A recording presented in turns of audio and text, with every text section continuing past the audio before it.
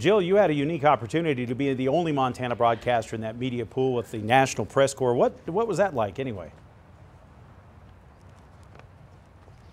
It was quite the experience. Here's my badge here that let me in there. It really was the only broadcast person in Montana who got the opportunity to be with the national pool today, a chance to get closer to the president and to see how the national media covers these events. Now, we met the other reporters as they got off of Air Force One, and then we met with them under the wing of the actual airplane, and we waited for the president to come down the stairs, which he did, and he greeted the dignitaries and got into an armored vehicle. It was then we literally had to run to the media buses so we could get in the motorcade on our way to the Four Seasons Arena.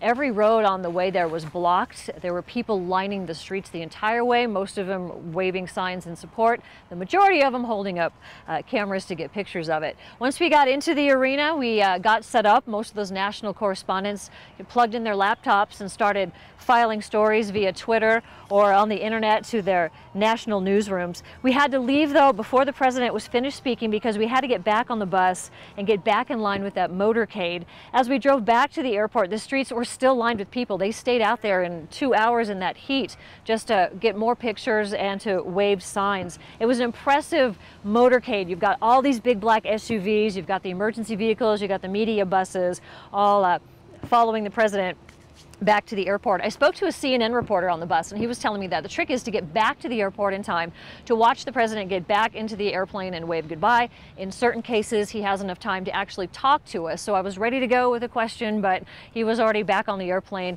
and ready to go. Really, my takeaway with this is once that plane lands, it is all systems go. You are going fast, you're getting in the motorcade, you're getting to the venue, and you're getting back again. The president does not wait for the media, so we were in chase all day. One thing I'm curious about, as expected, we heard a lot of criticism from both about the media from the president as he was speaking and supporters today. What were those tensions like there on the ground anyway? He did say 75% of the media was bad. I would like to say the 25% are good. When he did make some comments about the media, some people would turn and look and maybe sneer a little bit. But one thing that I took away from this, as I was leaving, a man came up to me. He was a veteran. He had no idea that I was actually from Montana. And he said to me, "I just want to welcome you to our state, and I hope you come back." He was making a genuine olive branch to say, "We appreciate what you do." And I thought that was a really nice moment. And I felt better about it because, you know, we know that the media is kind of in the crosshairs of the president and really weren't sure what to expect from a crowd that boisterous today.